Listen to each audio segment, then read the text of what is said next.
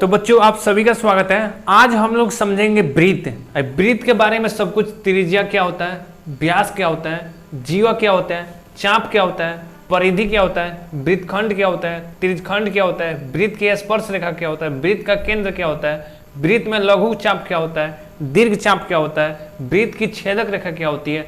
Breathe से संबंधित हर एक शब्दावली जो आपके बोर्ड एग्जाम के लिए जरूरी है, सब कुछ हम लोग समझने वाले हैं, बिल्कुल देहाती भाषा में, बिल्कुल ही, ताकि आपको समझ आए। ठीक है, यहाँ पर देखो, ये वाला बोलोगे सर जी ये रोटी क्यों लाए हैं, ध्यान से देखो, रोटी दिख रहे हो ना, बोलोगे सर जी ये रोटी तो गोल है, मतलब ऐसे आकृति क्या होता है, ब्रीथ होता है। अगर जब भी कोई आपसे ब्रीथ के बारे में बोले ना, तो बोल देना रोटी क्या है, ब्रीथ है। ठीक है, ये वाला रोटी क्या है, वो ब्रीथ है। अगर ये वाला समझ गए ना रोटी, तो सब कुछ समझ है इसमें आएगा। जब भी ब्रीथ के बारे में जब भी कुछ भी पूछा जाए, तो केवल एक ही आपको याद कर लेना है, ये वाला रोटी। ठीक है, ये वाला रोटी क्या करना है, आपको याद कर लेना है। ठीक है, तो ब्रीथ का मतलब रोटी है। अब इसमें हमें समझना है सब कुछ। देखो यहाँ पे ब्रीथ का केंद्र क्या होता है, समझो यहाँ पे। सबसे पहले रोटी यहाँ पर ऐसे है, वैसे वो उतना गोल है नहीं, लेकिन समझ जाओगे।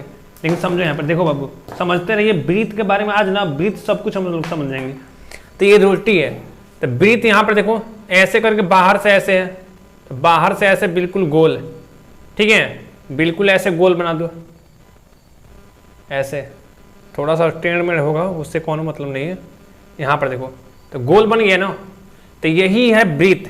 ब्रीथ यही था ना, रोटी का ब्रीथ है ना, तो ऐसे गोल आकृति ब्रीथ होता है, ऐसे ब्रीथ, समझ गए ना।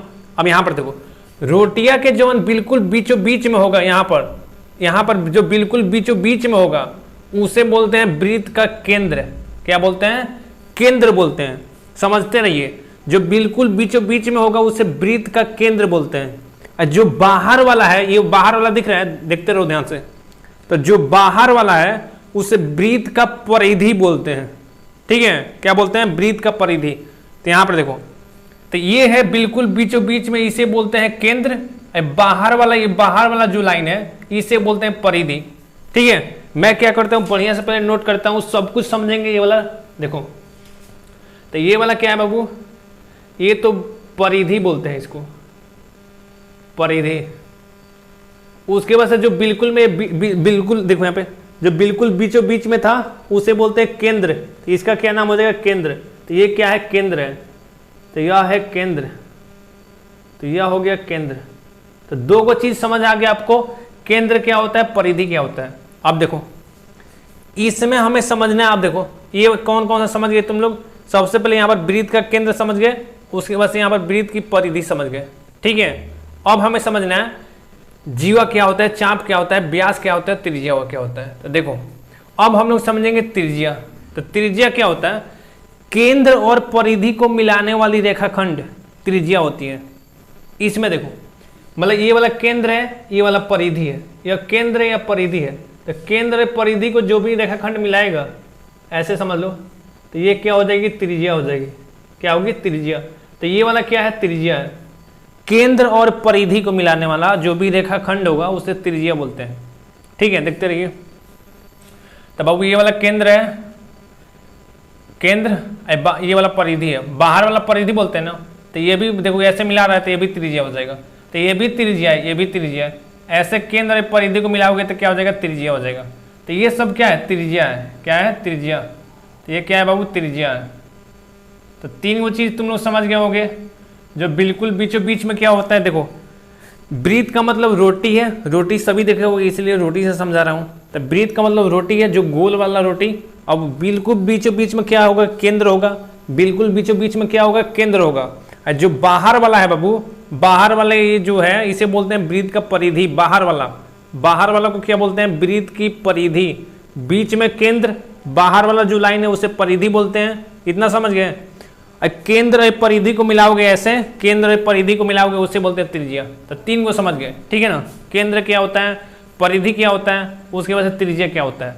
अब हम लोग समझेंगे। देखो एक अलग से ब्रीथ बना देता हूँ समझाने के लिए, बड़ा से भी। यहाँ पर देखो ये वाला बना देता हूँ, यहाँ पर ब्रीथ।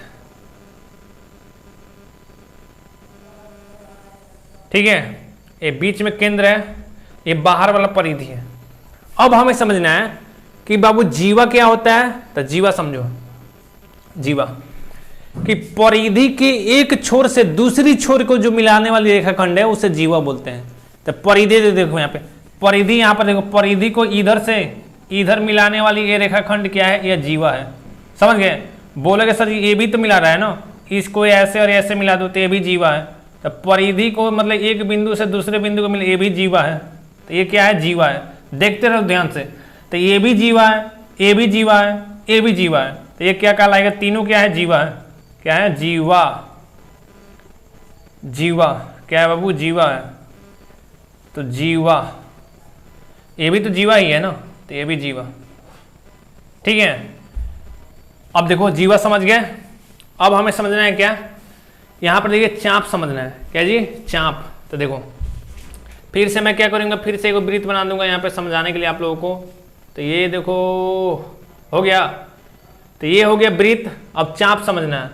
तो चाप देखिए क्या होता है, परिधि पर स्थित दो बिंदुओं के बीच की परिधीय दूरी चाप कहलाता है। परिधीय दूरी क्या है, नहीं समझ आया ना, आकृति देखोगे समझ आ जाएगा। देखो यहाँ पे जैसे मान लो ये वृत्त है, क्या है, वृत्त है, और इस पर कोनो दो गो बिंदु है। यहाँ पर बिंदु एक हो सकता है, यहाँ पर एक बिंदु, तो दो बिंदु हो गया। यहाँ पर एक बिंदु, यहाँ पर एक बिंदु, दोनों के बीच के ये वाला जो दूरी है ना, ऐसे ये वाला, मान लो ये बिंदु का नाम ए दे देता हूँ, ये वाला बी दे देता हूँ। तो ये वाला जो बीच की दूरी है, ये वाला ऐसे, इसे बोलते हैं चाप। बाल में लगाने वाला चाप नहीं, तो इसे क्या बोलते हैं, चाप। तो वृत्त का चाप है, क्या है बाबू, चाप। तो इसे बोलते हैं चाप। सही है।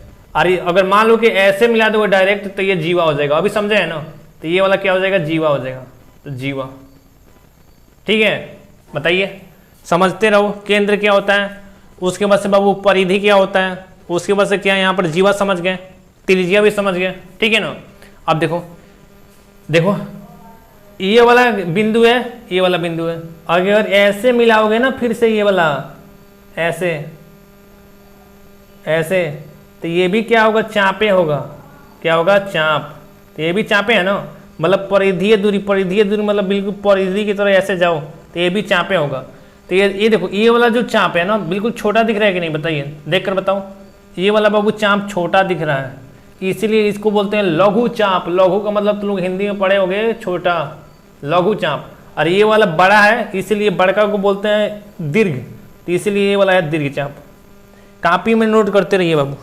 ठीक है, इतना तुम लोग समझ गए होगे। अब क्या हम लोग देखो यहाँ पे, अब क्या करेंगे हम लोग, समझ लेते हैं। और जो यहाँ पर चाप समझ गए, अब व्यास क्या होता है, त्रिज्या भी समझ गए। यहाँ पर देखो ये वाला हम लोग समझ गए हैं, त्रिज्या। उसके बाद से ये चाप भी समझ गए हैं। अब व्यास समझते हैं। ठीक है ना। इसको क्या करो, तब तो कॉपी में नोट कर लो, क्योंकि मैं मिटा देता हूँ इसे। अब देखो समझते हैं यहाँ पर कि व्यास क्या होता है। तो देखो यहाँ पर केंद्र है, तो केंद्र से होकर जाने वाली जीवा, या जीवा ही है ना, तो केंद्र से होकर जाने वाली जो जीवा होती है वही व्यास होती है। तो ये हो गया बाबू व्यास। क्या हो जाएगा, इसे बोलते हैं व्यास। देखो जो केंद्र से होकर जाए, मतलब बिल्कुल केंद्र से होकर जाना चाहिए। ये भी तो केंद्र से होकर जा रहा है बिल्कुल, तो ये भी व्यास है। ये भी केंद्र से होकर जा रहा है, तो ये भी व्यास है। ये भी केंद्र से होकर जा रहा है, तो ये भी व्यास है। ठीक है, तो जो भी जीवा केंद्र से होकर जाएगी वो व्यास होगी। ठीक है, तो जो भी जीवा केंद्र से होकर जाएगी उसे क्या बोलते हैं, व्यास। तो इसमें देखो ये वाला भी क्या है बाबू, व्यास है, केंद्र से होकर जा रहा है। ये भी क्या है, व्यास है, केंद्र से होकर जा रहा है। ये भी क्या है, व्यास है, केंद्र से होकर जा रहा है। ये भी क्या है, व्यास है, केंद्र से होकर जा रहा है। ठीक है, इतना समझे कि नहीं समझे। अब देखो, अब समझते हैं बाबू वृत्त की स्पर्श रेखा क्या होती है। तो देखो यहाँ पे मान लो कि यहाँ पर वृत्त एक बना दिया, वृत्त की स्पर्श रेखा। तो वृत्त यहाँ पर जल्दी से बना दो ऐसे, जैसे यहाँ पर वृत्त हो गया। तो इसमें स्पर्श रेखा क्या होता है, अभी समझाता हूँ। यहाँ पर देखो स्पर्श रेखा, तो स्पर्श मतलब होता है छूना। स्पर्श का क्या मतलब होता है, छूना। तो मतलब स्पर्श करके चली जाए, मतलब बिल्कुल छू के चली जाए। ऐसी रेखा जो वृत्त को छू के चली जाए उसे बोलते हैं स्पर्श रेखा। ये जरूरी है, आप लोगों के सिलेबस में है वृत्त की स्पर्श रेखा। ठीक है, तो ये क्या है, देखो यहाँ पर मान लो कोई बिंदु है, वृत्त की परिधि पर कोई बिंदु है, एक रेखा है, इसको बिल्कुल ही ऐसे छू कर चली जा रही है। तो इसी को क्या बोलते हैं बाबू, वृत्त की स्पर्श रेखा। क्या बोलते हैं, वृत्त की स्पर्श रेखा। अब वृत्त की स्पर्श रेखा हो गया, उसके बाद से वृत्त की छेदक रेखा क्या होती है। तो स्पर्श रेखा मतलब स्पर्श मतलब छूना, तो वृत्त को छू कर जो रेखा जाएगी उसे बोलते हैं वृत्त की स्पर्श रेखा। अब हम लोग समझेंगे वृत्त की छेदक रेखा। छेदक मतलब जो छेद कर चली जाए, समझ रहे हो ना। छेदक मतलब क्या होता है, जो बिल्कुल नहीं वृत्त को छेद कर चली जाए, तो उसे बोलते हैं वृत्त की छेदक रेखा। ये वृत्त है, इसको एक रेखा ऐसे छेद कर चली जा रही है, देख रहे हो ना, तो इसे बोलते हैं छेदक रेखा। देखो यहाँ पर छेदा है, यहाँ पर निकल गया, तो यह क्या है, वृत्त की छेदक रेखा। तो छेदक रेखा, ये वाली क्या है, वृत्त की स्पर्श रेखा।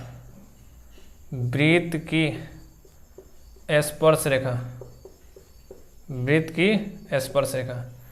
तो स्पर्श रेखा क्या होती है, जो वृत्त को स्पर्श मतलब छू कर चली जाए। स्पर्श का मतलब होता है छूना, तो वृत्त को छू कर चली जाए। छेदक रेखा क्या होती है, जो वृत्त को छेद कर चली जाए। ठीक है, इतना समझ गए ना। अब देखो जो महत्वपूर्ण सूत्र है वो अब हम लोग क्या करेंगे, डिस्कस कर लेंगे। यहाँ पर देखिए, इसे मैं मिटा देता हूँ अब जल्दी जल्दी। जो महत्वपूर्ण सूत्र है जो आपको याद करना होगा वह